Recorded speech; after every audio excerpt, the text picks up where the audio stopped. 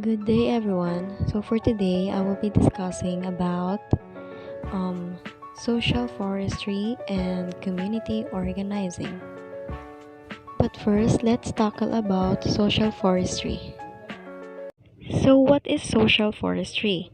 So, social forestry is a style of forestry in which forests are maintained for the benefit of the entire community.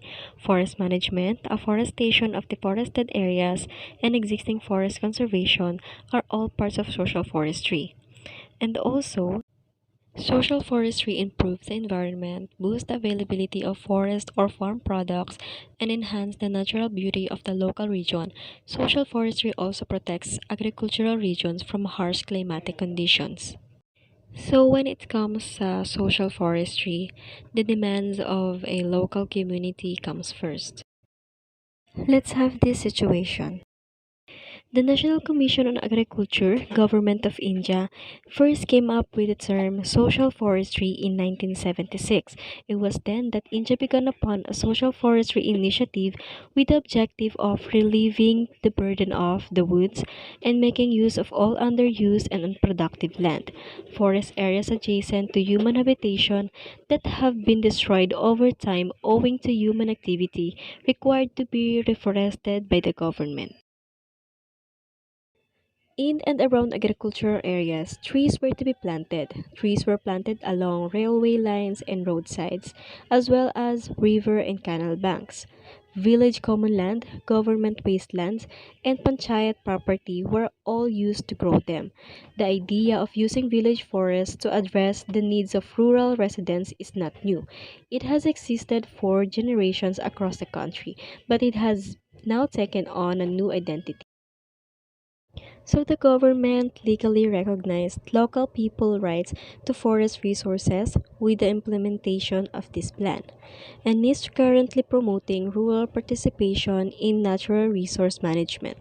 So the government has enlisted community participation in the social forestry plan as part of a campaign for afforestation and the rehabilitation of damaged forests and common areas. Here are some examples of forests that India is attempted to establish. In this report, we have a four types of social forestry. First is the agroforestry, farm forestry, extension forestry, and community forestry. First, let's define what is agroforestry. Agroforestry. This essentially involves planting trees in such a way that landowners may profit from forest and agricultural goods. The fundamental goal is to develop beneficial interactions between the two forest and agricultural systems. These systems can also be performed separately. This is the best type of social forestry if someone wants to start a venture of farm forestry while maintaining the existing agriculture practices. This type of forestry provides economic as well as social benefits. So next we have farm forestry. This enterprise can be utilized in different ways such as fruit farming to establish wood trees on private property. In this type of forestry, the objective is to grow trees for a specific purpose of harvesting a product. Farm forestry has many benefits which include shelter and pasture for animals. So the next type is extension forestry. So extension forestry, it involves the planting of trees along the sides of roadways, canals, and railways and is especially widespread in urban areas. So the next type is community forestry. So community forestry, the major goal of this type of forestry is to encourage local participation and bring the entire community to prosperity. Another significant benefit is that there is less disproportion among community or village members, which is oftentimes the source of evil behavior. This refers to the management of the communal land. The projects are decided and implemented by the village members on the communal land. The local people take part in managing, planning, and harvesting the crops. They even share the socio-economic and ecological benefits. And now, let's proceed with the community organizing. So here, let's define what is community organizing. Community organizing is a type of social work that focuses on restoring democracy at the community level and motivating individuals to become more involved in their communities. Community organizing also do fixing failed social structures, bringing about significant improvements in people's lives and empowering vulnerable or disadvantaged groups are all goals of community organizing. Community organizing has the goal of uniting local citizens around a common concern, ranging from preventing crime and reducing toxic waste to fighting preconception and creating community building projects. So here are the sample situation for community organizing. After the Typhoon Haiyan in the Philippines, Development and Peace has promoted community organization as part of its post-Haiyan recovery efforts. So they see the importance of strong communities.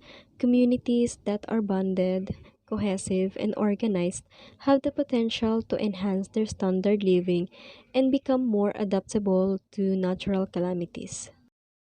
So this community organizing is helping to train 50 community organizers in 9 provinces impacted by the Super Typhoon Haiyan. Development and Peace wanted to make sure that community organizing is already included in these programs so that communities could not only heal from the disasters they had experienced but also be empowered to begin new projects that would strengthen them long after relief groups had departed. In the post disaster context, there is the real risk of communities being made even weaker as they come up to depend on aid and are confronted with responses that do not correspond to their needs are the realities they are living. But the Development and Peace has made community organizing a major component of its Typhoon Haiyan reconstruction program in the Philippines. So, of course, this organization would not have been able to succeed without the assistance of our community organizers. So, during the recovery of some provinces after the Typhoon Haiyan, Hazel Yu is one of the community organizers in training. She is working in the Archdiocese of Palo, which has some of the most affected areas by the Typhoon Haiyan within its territory. She finds community organizing very exciting work and can see how it builds the autonomy of the community. Hazel understands how community organizing changes the quality of the relationship that organizations have with the communities they work with. So, what does a community organizer do? So, the community organizers are in charge of bringing people together to address social problems and improve the world as a whole. Community organizers are in charge of taking together a group of individuals or organizations to achieve a common goal through community participation. So, of course, a community organizer is one who assists us in fulfilling our community by being productive and being better. And that's all for my report. So, I learned in this topic is we depend on nature, especially on forest. Aside the air we are breathing, we depend our food, household needs, and even the wood that we consume. That's all comes from the forest, and also social forestry is seen as the best way to encounter major contribution of carbon to earth.